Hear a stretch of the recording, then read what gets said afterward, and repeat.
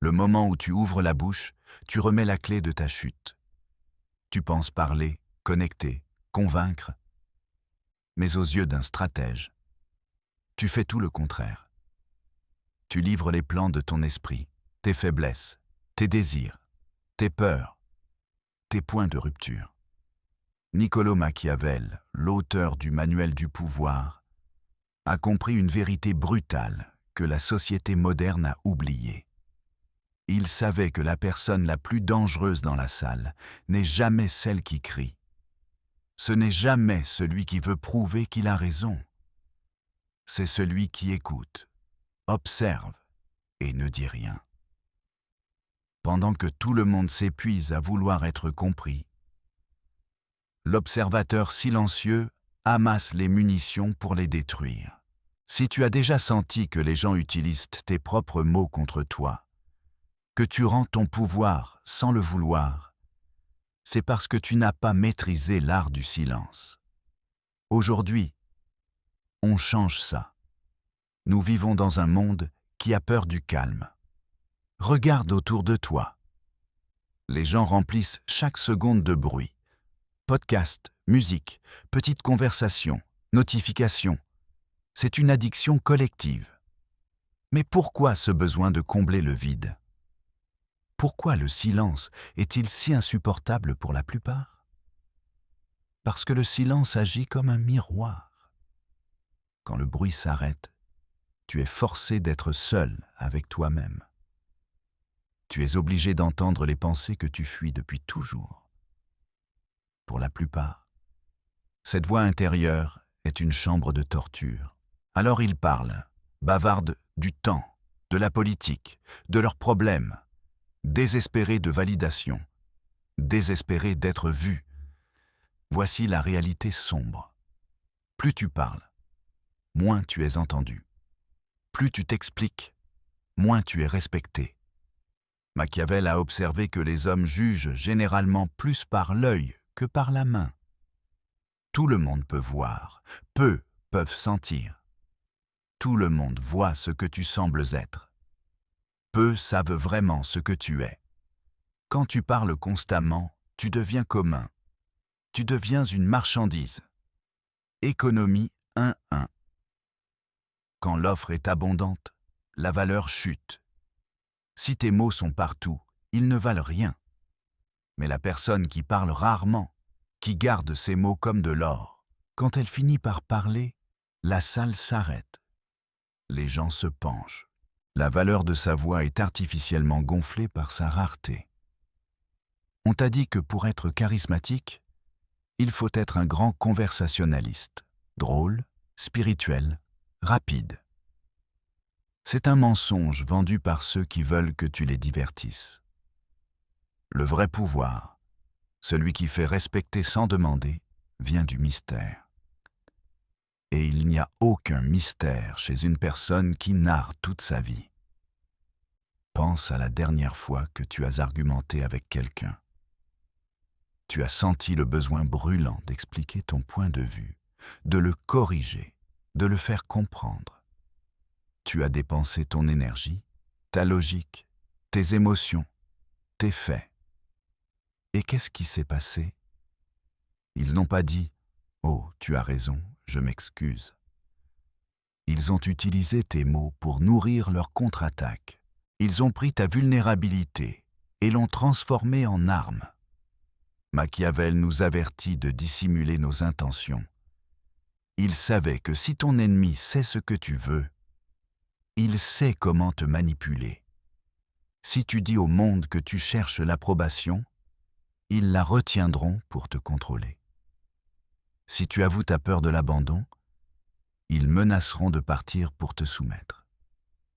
Ta bouche est la fuite dans ta forteresse. Et tant que tu n'apprends pas à la sceller, tu resteras vulnérable. Plongeons plus loin. Il existe un phénomène psychologique qui apparaît quand tu restes silencieux dans une conversation. On l'appelle le vide. Les êtres humains sont des créatures sociales qui dépendent de boucles de rétroaction. Quand je souris, tu souris. Quand je parle, tu hoches la tête. C'est une danse. Mais quand tu retires ta participation de cette danse, tu romps le rythme. Tu crées un vide, et la nature abhorre le vide. Regarde quelqu'un avec une expression neutre, sans dire un mot. Son cerveau entre en panique. Il se demande « Ai-je dit quelque chose de mal ? Me déteste-t-il ? Me juge-t-il ? Sait-il quelque chose que je ne sais pas ?» C'est là que la magie opère. Pour soulager cette anxiété, ils remplissent le silence. Ils commencent à parler, et comme ils sont nerveux, ils révèlent la vérité. Ils te disent des choses qu'ils n'avaient jamais prévu de dire. Ils négocient contre eux-mêmes. Ils offrent des concessions avant même que tu les aies demandées. Tout cela parce qu'ils ne peuvent pas supporter le poids de ton silence.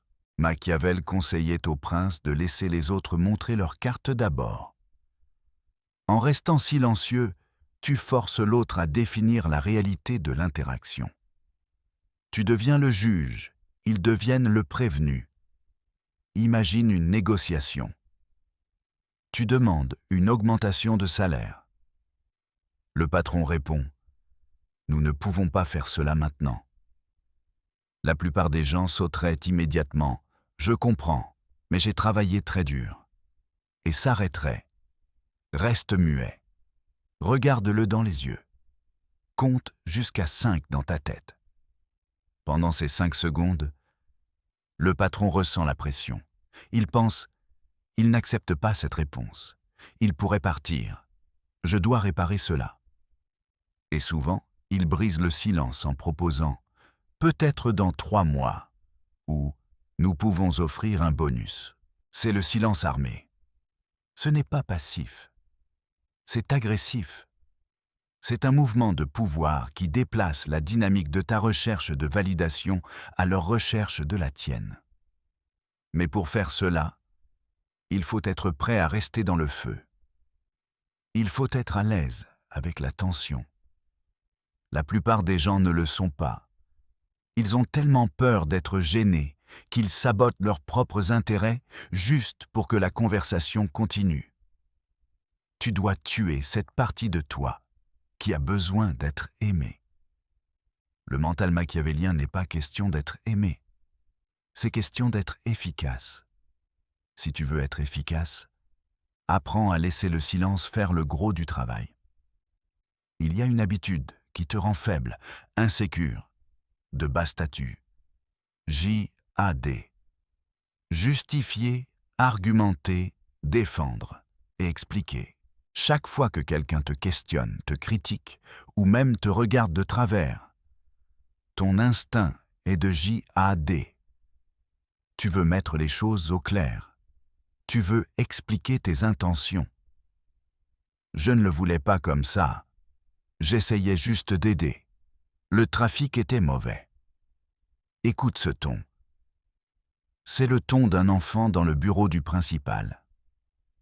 C'est le ton d'un subordonné. Quand tu expliques, tu accordes implicitement à l'autre le droit de te juger, de te mettre en position de devoir prouver ton innocence. Un roi n'explique pas ses décrets. Un général n'explique pas ses ordres à la troupe. Il déclare ce qui est et passe à l'action.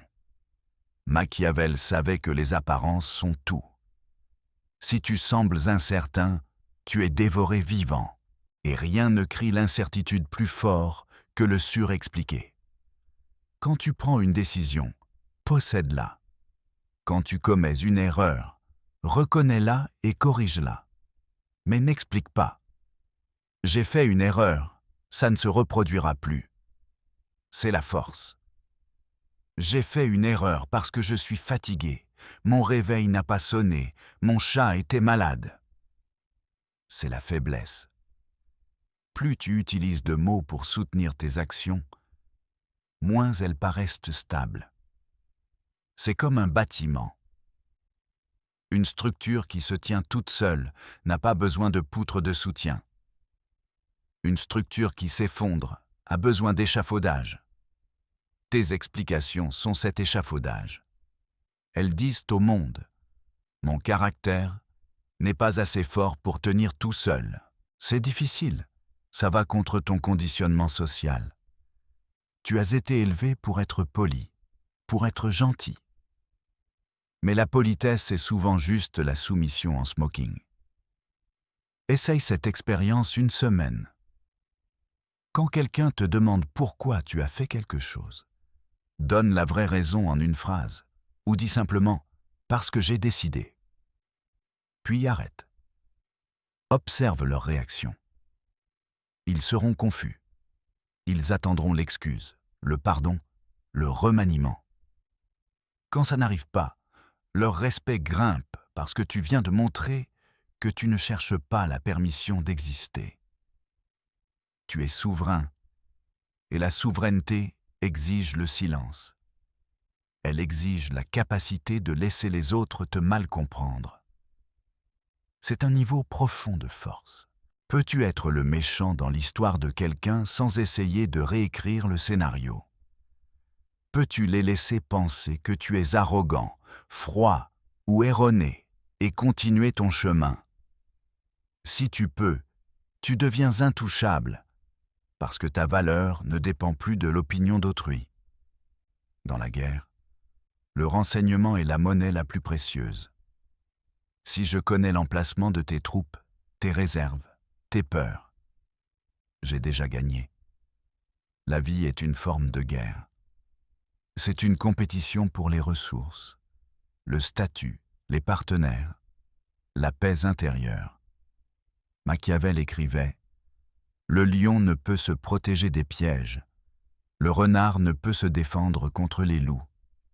Il faut être renard pour reconnaître les pièges et lion pour effrayer les loups.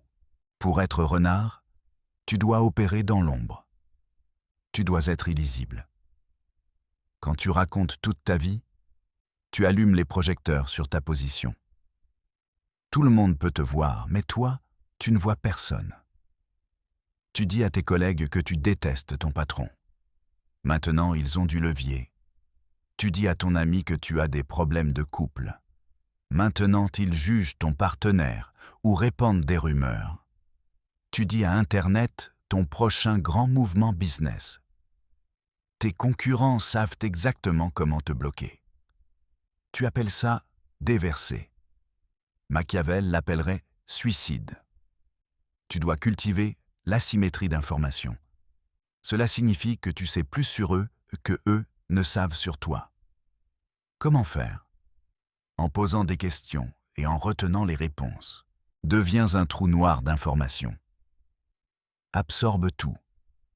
Rends-leur rien d'autre que des reflets vagues. Quand on te demande « Qu'est-ce que tu fais ces jours-ci ?» l'amateur répond « Je travaille sur ce nouveau projet. C'est difficile. J'espère être promu. » Continuez à écouter. Restez muet. Laissez-les remplir le vide. Si ce que tu découvres jusqu'ici résonne en toi, donne un like, ça montre que le message touche. Et si tu veux que l'on creuse encore plus profondément dans ces stratégies, abonne-toi, active la cloche. On ne s'arrêtera pas ici. Qu'en penses-tu de tout ça? Laisse ton avis dans les commentaires. J'ai vraiment envie de connaître ta perspective. Tu sens déjà le poids du silence qui s'installe, comme une brume qui s'épaissit autour de chaque mot que tu t'apprêtes à prononcer. Dans la prochaine partie, je vais t'expliquer pourquoi le vide que crée ton mutisme devient le piège le plus redoutable que tu puisses tendre à tes adversaires. Quand tu ne dis rien, l'esprit humain cherche désespérément à combler ce silence. Il projette, il interprète, il invente des scénarios pour donner un sens à ce néant. C'est là que le pouvoir du vide opère. Imagine une salle de réunion où le chef de projet ouvre la bouche, puis s'interrompt. Tous les regards se tournent, la tension monte, les cerveaux s'activent. Chacun se sent obligé de remplir l'espace, de proposer une idée, de justifier une position. Le silence devient un miroir qui reflète leurs peurs, leurs ambitions, leurs faiblesses. Tu n'as même pas besoin de parler pour connaître leurs cartes. Leur propre parole devient ton renseignement. C'est exactement ce que Machiavel appelait le vacuum, le vide qui force l'adversaire à se dévoiler. Leur besoin de combler le silence les pousse à parler plus vite, à dire plus, à trahir leurs intentions. C'est comme un puits sans fond. Plus ils parlent, plus ils creusent, plus ils s'enfoncent dans leurs propres contradictions. Et toi, tu restes immobile, comme le roc qui résiste aux vagues. Cette dynamique crée un déséquilibre psychologique. Ils ressentent le besoin de contrôler le récit, mais le contrôle leur échappe. Leur énergie se dissipe dans des explications inutiles, dans des justifications qui n'apportent rien. Tu observes, tu absorbes, tu stockes chaque fragment. Lorsque le moment est venu, tu sors de l'ombre avec un seul mot, et tout s'arrête. Le silence n'est pas une absence. C'est une présence qui pèse plus lourd que n'importe quel discours. Passons maintenant à un autre ennemi du silence. Un piège que j'ai nommé J-A-D-E. J pour jalousie, A pour ambition, D pour défi, E pour ego. Ces 4 passions forment le carburant qui alimente les discours inutiles.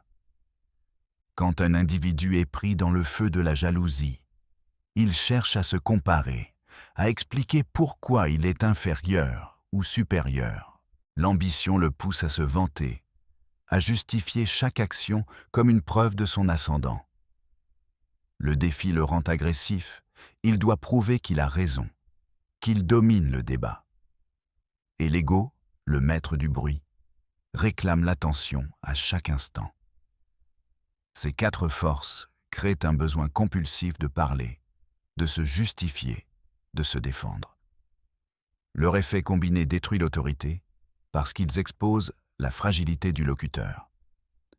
Un leader qui cède aux exigences de J-A-D-E montre qu'il dépend de l'opinion des autres, qu'il n'est pas au-dessus du bruit.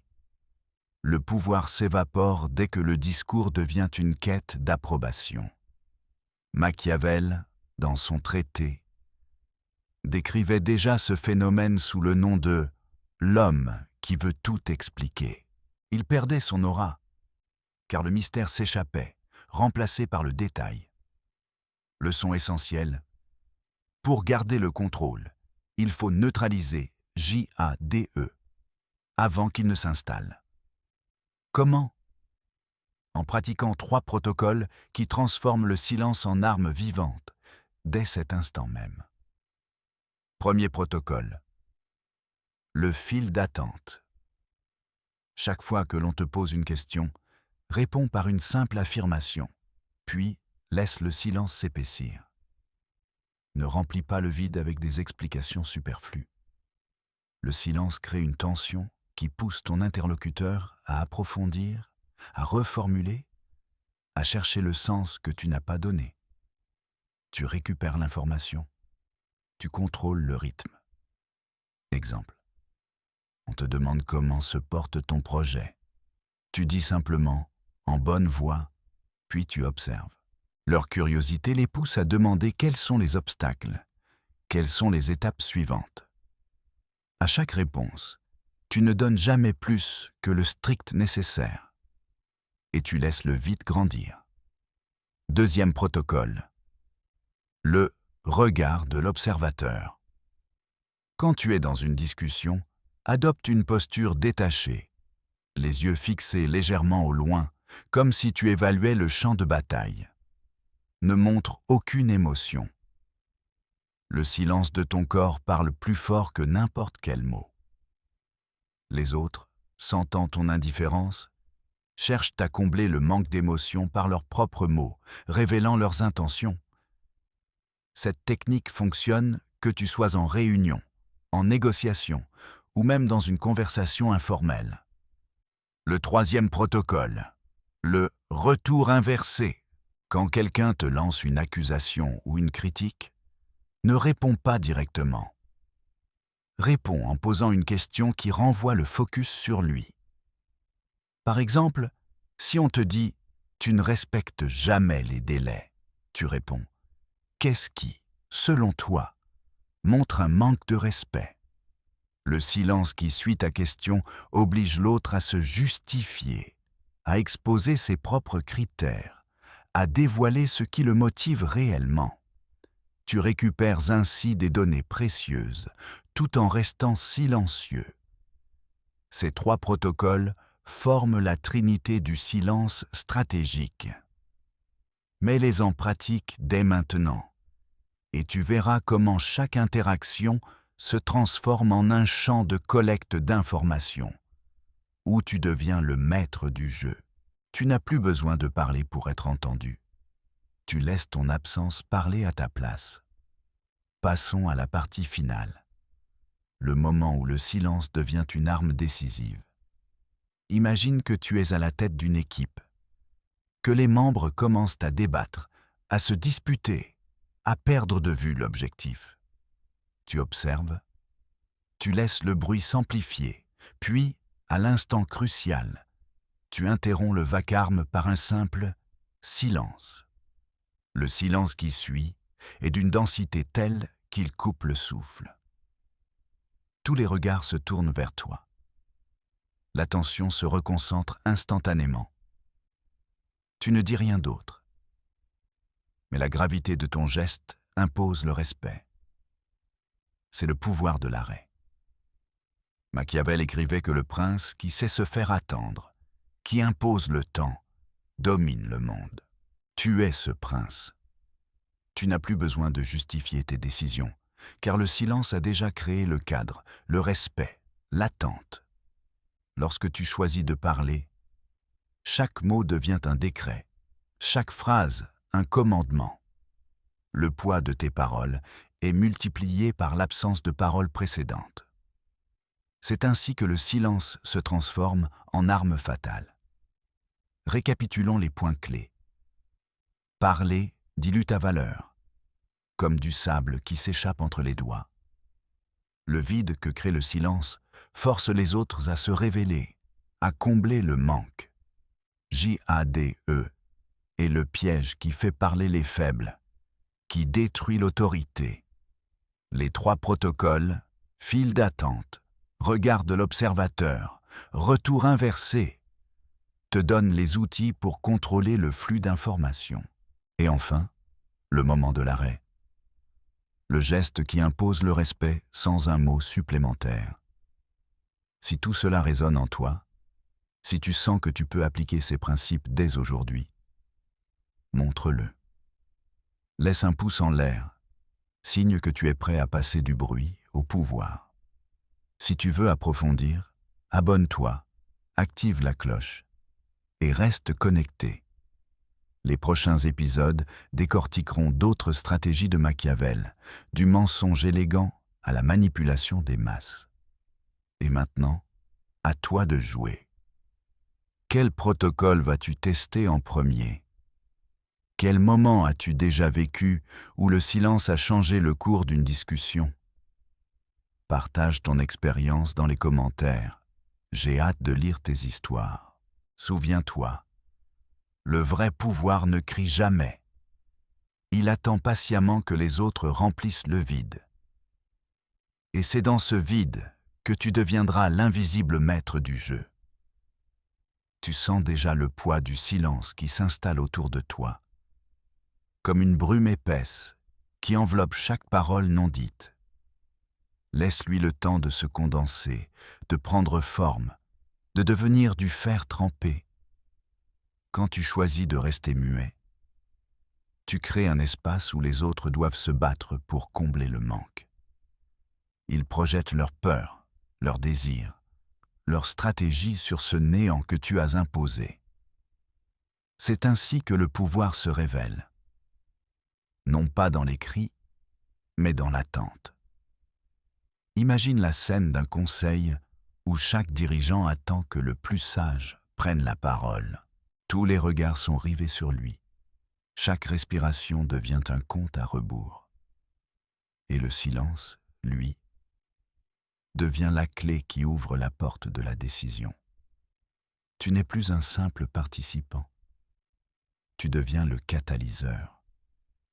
Ton absence de mots crée une tension qui pousse les autres à se dépasser, à se révéler. C'est le principe de l'effet vide que nous avons exploré plus tôt, mais appliqué à chaque interaction quotidienne. Que ce soit en réunion, en négociation, ou même dans une dispute amoureuse, le même mécanisme s'applique. Tu observes, tu absorbes, tu attends. Lorsque le moment est venu, tu délivres une phrase courte, précise, qui tranche comme une lame. Et cette phrase, parce qu'elle a été précédée d'un silence, porte le poids d'une montagne. Pas besoin de longues explications, pas besoin de justifications. Le silence a déjà fait tout le travail. Il a montré que tu maîtrises le rythme, que tu contrôles le tempo, que tu connais la valeur de chaque parole. C'est exactement ce que Machiavel aurait applaudi.